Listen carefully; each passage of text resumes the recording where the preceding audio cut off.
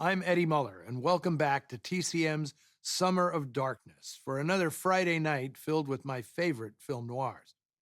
There are never ending debates about what exactly makes a film noir and whether noir is a genre or a style. One thing that no one can argue is when the trend reached its pinnacle. That'd be late 1948 and 49. Up next is a suspenseful tale produced by MGM in the midst of this peak period that cuts a bit deeper than the usual crime drama. Released during Christmas season, 1948, this is Act of Violence. If a man with a pronounced limp rents a room near you for an unspecified amount of time, looks you up in the phone book, and ominously circles your name, you might consider moving. But that option isn't really open to Frank Enley, played by Van Heflin. He's a pillar of his growing community with a devoted wife, played by a very young Janet Leigh, and a brand new baby. But now he must contend with a tenacious stalker, Joe Parkson, who brings with him dark secrets from Frank's past. Parkson is played by the always intimidating Robert Ryan, so it's easy to understand why Frank falls all to pieces. Act of Violence is film noir at its finest, using the thriller format to explore issues left over from the war that were not commonly dealt with in films of this era. It did not connect with audiences at the time. Maybe it was just bad marketing, or maybe America wasn't ready for a film that considered how World War II, known as the Good War, could also inspire craven behavior in otherwise decent men. Moreover, the film is a time capsule of a rapidly expanding Los Angeles in the immediate post-war years, offering an insightful take on the expansion of American suburbs. Act of Violence grew out of a 6-page treatment written by Collier Young, an ambitious assistant to Columbia Pictures chief Harry Cohn. Young first wanted Mark Hellinger to make the film, with Humphrey Bogart and Gregory Peck as the leads. But it ended up at MGM, bought by the studio's new production chief, Dory Sherry. It was turned into a finished script by Robert L. Richards, with Fred Zinnemann assigned to direct.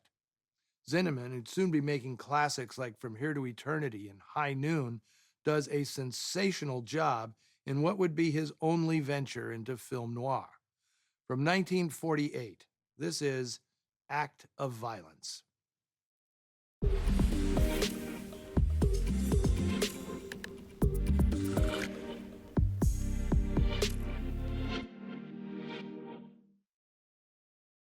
Robert Ryan is sometimes called the king of noir, thanks to his unforgettable performances in movies like On Dangerous Ground, The Setup, and Odds Against Tomorrow. Like his character in Act of Violence, Ryan served during World War II as a stateside Marine drill instructor. He'd meet a fellow Marine, Richard Brooks, who had recently published a novel called The Brick Foxhole, a mystery thriller that revolved around a murder committed by a bigoted soldier.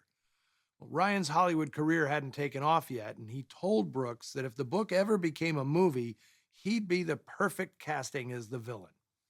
2 years later, that wish came true. 1947's Crossfire, based on Brooks's novel, ignited Ryan's career and earned him an Oscar nomination. However, Ryan later came to regret playing the role. He blamed it for getting him typecast as amoral, hateful characters, keeping him from the kind of leading man roles that went to more wholesome contemporaries like Gregory Peck and Cary Grant. In truth, Ryan was the complete opposite of the parts he became known for. He lived a modest life with his wife and 3 children, consciously avoiding all the trappings of a Hollywood lifestyle. He was also committed to progressive causes, which made his life difficult.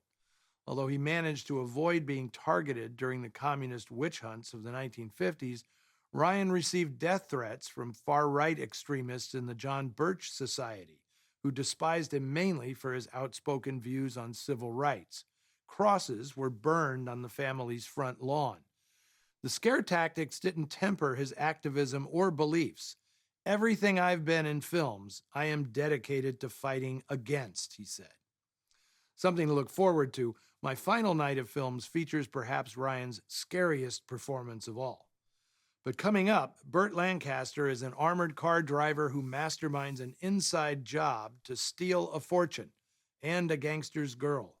From 1949, Crisscross is next on TCM's Summer of Darkness. Next on TCM, Crisscross, then Thieves Highway, and later Against All Odds. Catch lightning in a bottle on TCM tonight.